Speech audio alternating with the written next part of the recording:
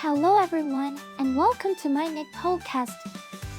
I'm your host, and I'll be sharing short English stories and conversations with you every day. Today's episode is The Evolution of Deceit. And the text level is fine. Learn about tricky action words and sayings, and how to talk about things when you know which thing you mean or how much of something. Stick around till the end for 5 quick questions to test your understanding. Alright then, let's get listening. The Evolution of Deceit. It was a sweltering summer evening in Dayton, Tennessee, when I first stumbled upon the scandalous truth behind the Scopes trial. The year was 1925, and the town was still reeling from the aftermath of John Scopes' conviction for teaching evolution in public schools. As a journalist, I had been following the case closely, but nothing could have prepared me for what I was about to uncover. My investigation led me down a dark path of corruption and deceit, involving some of the most influential figures in town. It seemed that the real scandal wasn't Scopes' teachings, but rather the cover-up by those who sought to protect their own interests. As I dug deeper, I began to realize that the truth was far more sinister than anyone could have imagined. With every new discovery, my determination grew stronger.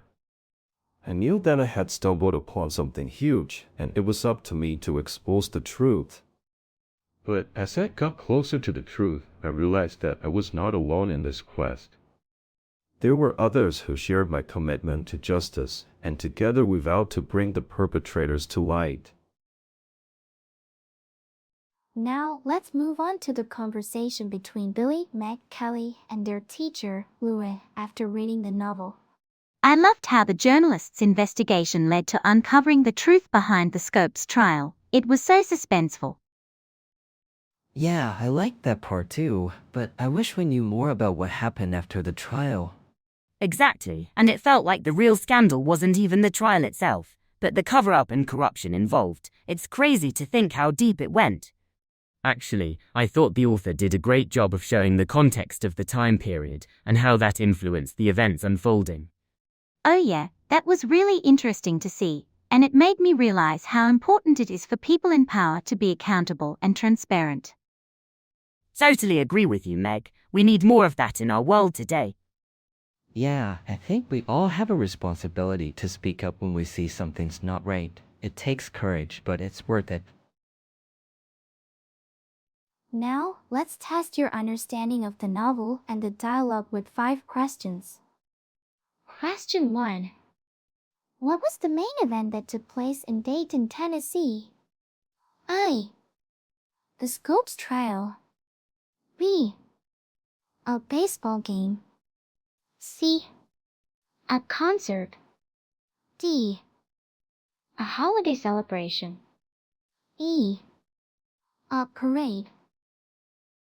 The answer is A.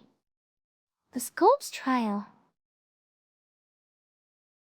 Question 2. Who was convicted of teaching evolution in public schools? A. John Scopes. B. A teacher named Smith. C.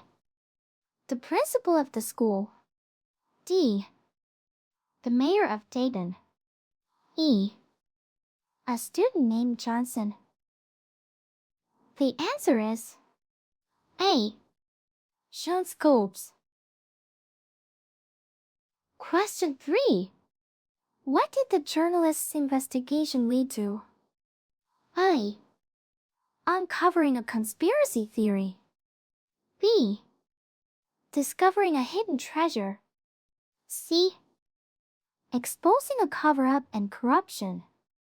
D. Finding a long-lost relative. E. Locating a rare species. The answer is C. Exposing a cover-up and corruption. Question 4. What was the reaction of Meg, Billy, Carrie, and Lila to the journalist's investigation? A. They were bored with it. B. They didn't care about it. C. They found it suspenseful and interesting. D. They thought it was too complicated. E. They disagreed on its significance. The answer is C. They found it suspenseful and interesting. Question 5. What did the characters agree on in their discussion? A. The importance of being transparent and accountable. B. The value of speaking up against injustice. C. The need for more exciting events to happen. D. The desire for a holiday celebration. E. The importance of having fun. The answer is B. The value of speaking up against injustice. That's it for today's quiz. How many did you answer correctly?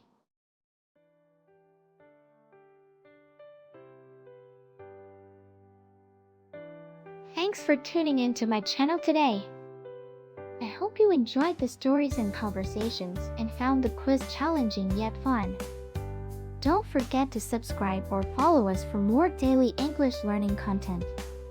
Until next time, keep practicing your English and have a wonderful day.